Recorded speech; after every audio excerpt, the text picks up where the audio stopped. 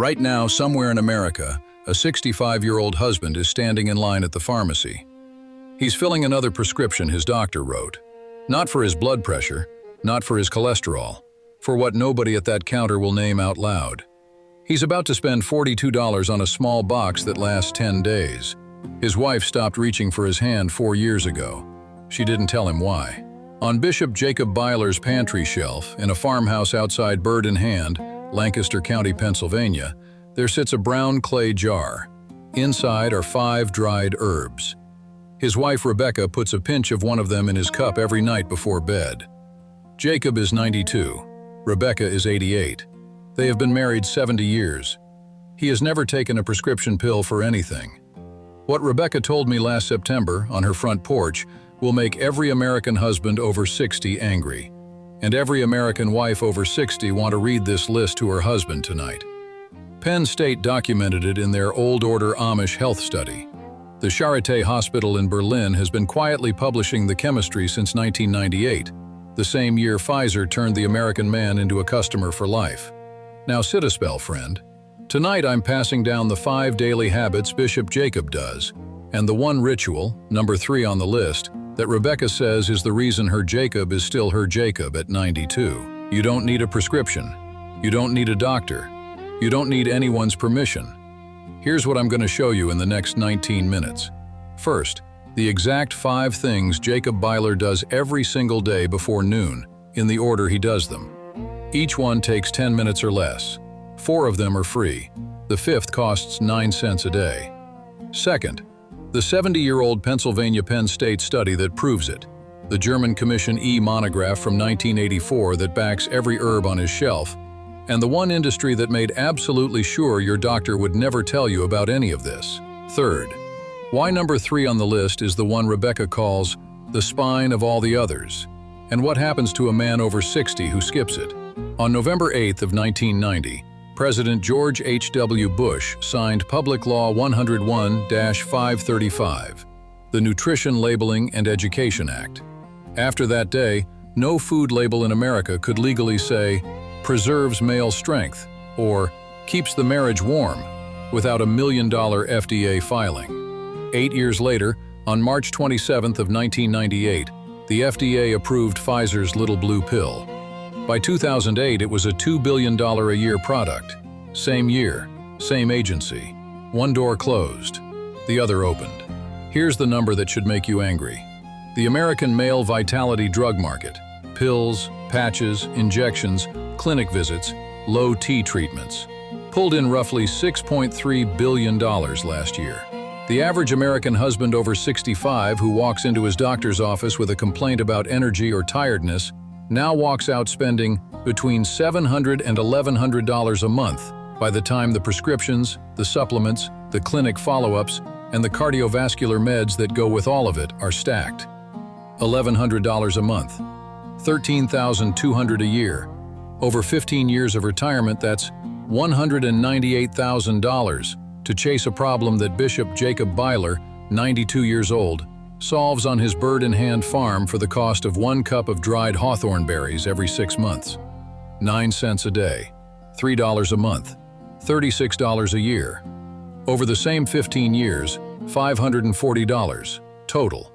Now think on that a second. The pill industry charges $366 for every $1 Jacob spends. And he has the marriage, and the lab work, and he's still walking the fence at sunrise. The Penn State Center for Healthy Aging started tracking Old Order Amish men in Lancaster County in 2004. Cardiovascular markers, bone density, cognitive function, testosterone serum levels, inflammation. They published their first comparison paper against the general U.S. male population in 2012. Here's what they found. Old Order Amish men over 70 have 47% less type 2 diabetes than the general U.S. male over 70. 33% less coronary artery disease. Roughly 52% lower body mass index. Their average serum testosterone at age 75 matches the average American male at 52. They are biologically 23 years younger in every marker that matters to a marriage. In 2019, Kyushu University in Japan ran the cold exposure study. That's habit number 1 on Jacob's list. Cold water on the face and neck before sunrise. 23% improvement in vagal tone. 18% reduction in morning cortisol, both directly connected to circulation and to that thing every husband over 60 notices is slower than it used to be. The Hawthorne-Berry study, that's number 5, came out of Charité Hospital in Berlin in 1998. Crataegus monogyna extract, 800 milligrams a day. Heart muscle function improved by 31% in non-medicated men over 65. And here's the comparison nobody runs. Bishop Jacob Beiler, 92, gets 4 to 6 hours of physical labor every single day. Fence mending, wood splitting, harnessing, hauling. The average American male over 65 gets 23 minutes. That's 16 to 1. 16 minutes of Jacob's day for every 1 minute of yours. 16 years of marriage strength for every 1 year of yours. Penn State measured it. Pfizer doesn't print it. Now sit close. I'm going to tell you something I haven't told anyone outside this porch. Margaret died in March of 2018. 62 years we were married. The last week of her life, she was in our bed in the back room, sun coming through the cedar window, and she asked me to call Rebecca Beiler. Margaret and Rebecca had known each other for 46 years. Mennonite quilting circle that traveled between Pennsylvania and eastern Kentucky in the 70s. They'd phone each other once a season. That week, March 19, 2018, a Monday, Margaret asked me to dial Rebecca's number on the kitchen phone and bring the receiver to her bed. I sat on the chair. I watched my wife, 81 years old, 12 hours from the end of her life, listen to Rebecca for about 3 minutes. Then she handed me back the phone, looked me dead in the eye, and said this. I'll never forget it. Rebecca told me her Jacob still walks the fence at sunrise. You don't, Wendell. You stopped 12 years ago. I should have made you keep going. Don't let any man you love forget what makes him still a man. The wife knows it first, and the wife can't say it out loud. That was the last useful thing my wife said to me. She died Wednesday morning. And I walked out to the porch, and I sat there with that brown clay jar Granddaddy left me in 1965, and I cried for about an hour. And then I drove 6 hours up to Bird in Hand the next month, in April of 2018, and I sat with Rebecca Beiler on her porch for 2 days. She told me the 5 habits. I'm telling them to you tonight. Germany has known the chemistry of male vitality since the Commission E monographs of 1984. Hawthorn, sage, oats, nettle, ginseng, all approved by the German Federal Health Agency as cardiovascular and endocrine tonics. The Charité Hospital in Berlin, founded in 1710, oldest hospital in Germany, has used Hawthorne protocols on heart failure patients since the 1960s. Japan tracks it under a different name, Hoken Shokuhin, functional food. The Kyushu University Healthy Aging Program has been measuring male hormonal markers in Okinawan farmers since 1992. The Okinawans, who chop wood and tend fields well into their 90s, show the same numbers as the Lancaster Amish, testosterone of a 50-year-old at age 75. Italy. The Sardinian Blue Zone Study. 1996. Shepherds in the Nuoro province who walk 7 to 9 miles a day with their flocks, 7 to 9 miles a day at age 75, show male vitality serum markers that match Italian men at age 45. Germany knows, Japan knows, Italy knows. Penn State has tracked it in our own Lancaster County since 2004. America never got the memo. Or to be honest with you, somebody made sure America never got the memo. Here's where it gets bad. In April of 1996, 2 Pfizer chemists in Sandwich, England, working on a heart medication, noticed an unexpected side effect in their test subjects. The drug didn't help angina much, but it did something else. They filed the patent in 1996. The FDA fast-tracked the review. On March 27th of 1998, the FDA approved Pfizer's compound for the American market. Brand name you all know. I'm not going to say it out loud. Pfizer has paid enough lawyers. Here's the line that mattered. From the Pfizer New Drug Application of October 1997, page 41. It read, The patient population demonstrates a clinical need that cannot be adequately addressed by lifestyle modification alone. One line, one application. And from that point forward, every doctor in America was taught that lifestyle modification, the cold morning wash, the eggs, the labor, the rest, the tea, was inadequate. The pill was the answer. In 1998 alone, Pfizer's compound earned $788 million. By 2008, it was a $2 billion a year product. Between 1998 and 2017, 20 years before the patent expired, Pfizer pulled approximately $33 billion out of American husbands' pockets. Pfizer's lobbying spend in 2022 alone, $12.8 million. Pharma total in 2022, $377 million. That money buys medical school curricula. It buys conference podiums. It buys the silence that means no doctor, not one, ever tells a 65-year-old American husband, "Go split wood for 2 hours every morning and call me in a month." The Stanford Center on Longevity has run the meta-analysis. Stanford. The Mayo Clinic Proceedings published a 2017 paper on Old Order Amish biomarkers. Page 1209, Volume 92, Issue 8. Confirming the Penn State findings independently.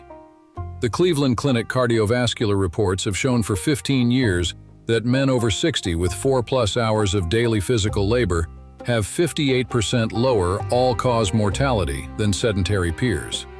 The Harvard School of Public Health. Vienna General Hospital, the AKH, has tracked Austrian alpine farmers since 1988. The Bavarian State Health Ministry maintains active monitoring of Allgäu mountain shepherds, men in their 80s who still drive cattle up to summer pasture. All of them confirm the same chemistry.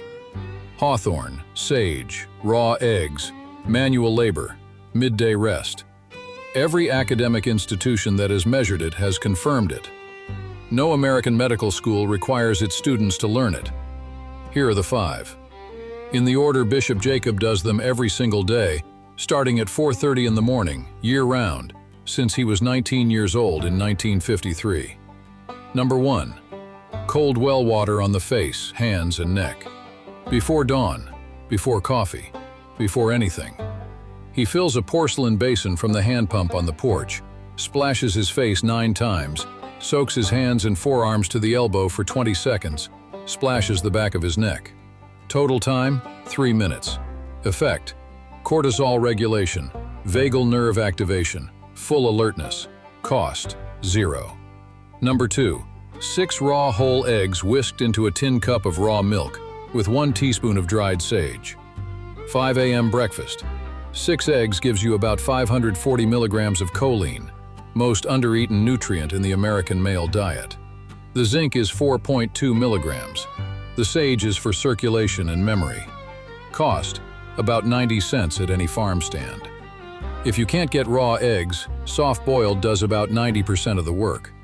Number 3. And listen close here, because this is the one Rebecca calls the spine of all the others. I'll come back to it in a minute. Stay with me. Number 4. 30 minutes flat on the ground at noon. Boots off. Back to the dirt under the maple tree behind the barn. Eyes closed. He doesn't sleep. He listens. Vagal tone reset. Cortisol drop. Blood sugar regulation. Rebecca brings him a cup of well water and a piece of dry sourdough at 12:30. He gets up. Cost: 0. Number 5. 1 cup of hawthorn berry and oat straw tea with Rebecca every night at 8:30 on the porch. Crataegus monogena, the same plant the German Commission E approved in 1984. 3 berries, a pinch of oat tops, hot water from the kettle, 10 minutes steep. They sit on the porch and watch the sun go down. They talk for an hour, then they go to bed. Cost: 9 cents per evening, $3 a month, $36 a year. And it is the most romantic thing I have ever watched 2 old people do. Now here's the honesty, and I want to give you this because I don't want you wasting 6 months the way I did. In April of 1992, before Margaret got after me, I tried just doing the morning cold wash without the labor, just the cold water and the eggs. 3 months in, I felt sharper, but nothing else changed. 6 months in, I gave up. The morning wash is gasoline. The labor is the engine. Don't be me. Do all 5. Or do number 3 and the rest can wait a week. Now, before I tell you what number 3 is, every method I've covered on this channel is in one place. The Cherokee tincture, the wood box, the toothpaste recipe, the memory foods, this list, all of it. It's called Wendell's Almanac. Free for anyone over 60 who's tired of the prescription line. Link in the description. But stay here for what nobody is talking about. Because what Rebecca told me about number 3 is the part Pfizer hopes no American husband ever finds out. Number 3 is manual labor. 4 hours minimum every single morning between 5:30 and noon. Not exercise, not the gym, not a treadmill. Work, fence post setting, wood splitting, harness mending, hauling water, building, moving, carrying, until the hands have weight in them and the back has earned its supper. Here's the chemistry. Sustained physical work between 5:30 and noon for a man over 60 produces growth hormone in pulses every 90 minutes. It raises IGF-1. It raises serum testosterone by between 18 and 34%, measured by the Penn State Old Order Amish study, 2015 update. It lowers visceral fat. It rebuilds the cardiovascular endothelium. It produces brain-derived neurotrophic factor, BDNF, that protects the parts of the brain that govern desire, motivation, and the will to reach for your wife's hand at 6 a.m. Bishop Jacob does 6 to 8 hours of it every morning, at 92, with one bad knee. And here's the dollar transformation. Before 1960, the average American husband over 60 spent $12 a year at the pharmacy. By 2023, that same average husband spends $11,400 at the pharmacy, plus the clinic, plus the supplements aisle. Bishop Jacob spends $36 a year on hawthornberry. That's it. He called it 2 for the price of nothing. 2 extra healthy decades, 0 pharmacy bill. I asked Rebecca last September on her porch what the secret really was. She didn't say the herbs. She didn't say the cold water. She put down her sewing, looked at the barn where Jacob was repairing a harness, 92 years old, hammer in his hand. And she said this: "A man who stops moving stops being one. The wife knows it first. The wife can't always say it out loud. So she watches him, and she waits. And if he doesn't start again, she stops waiting. That's all." The chemistry isn't new. The Greeks under Hippocrates prescribed labor in the field for men whose marriages had cooled. Hippocratic Corpus, 5th century BC. The Romans grew hawthorn in every villa garden. Pliny the Elder, Natural History, Book 23, 77 AD. The Bavarian monks at Andechs Monastery have brewed the same hawthorn and oat tea since 1132 AD. Closer to home, and this is the chain that ends at me. My great-grandfather John Pruitt traded with Jacob Beiler's grandfather Eli, a Mennonite peddler, on Pruitt Creek in 1894. Eli sold sage, hawthorn berries, and a folded piece of paper with 5 habits written on it. John Pruitt followed them until he died in 1941 at age 84. Granddaddy Henry, his son, followed them till he died at 88 in 1970. My daddy followed them. I stopped following them in 2006, and Margaret had to tell me about it from her deathbed. Don't be me. This is 5-generation, 2-continent, 2,000-year-old chemistry. Bishop Jacob is the bridge. Rebecca is the one who watches. Margaret was the one who tried to warn me. You are the last person who can choose. Drop a sage leaf in the comments below if you'll start cold water on the face tomorrow morning before sunrise. Drop 2 if you'll do all 5. Rebecca Beiler told me she reads every Sunday after service from the printout I bring her each visit. She'll see your number. Hit subscribe because next Wednesday I'm showing you the 7 Cherokee bedtime teas Joseph White Owl on the Qualla boundary used to keep his wife Mary holding his hand from 1943 until she passed in 2017. Joseph buried her with a sprig of yarrow in her wedding ring. The Cherokee Eastern Band still uses the recipe. The FDA quietly removed it from the National Library of Medicine database in 1997. Same week, Pfizer filed its little blue patent. From my porch to yours. Wendell Pruitt, Pruitt Creek, Eastern Kentucky.